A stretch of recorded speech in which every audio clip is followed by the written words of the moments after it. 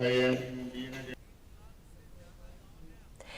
celebration of World Blood Donation Day, the Bhoi District Police conducted a blood donation drive at Nongpo Civil Hospital. Led by its Superintendent Jagpal Singh Dhanoa, police personnel and staff from the Nongpo Police Station participated in the event as an act of commitment to community welfare.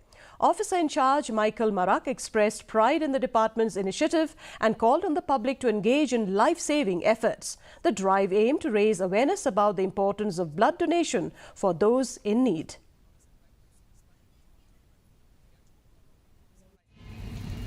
Thank you.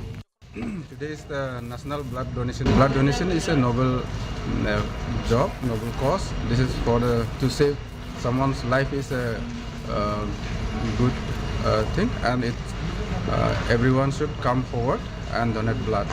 So there are people who still fear to donate blood, but I urge everyone that we should come forward and donate blood to save a life. The National People's Party Potjoit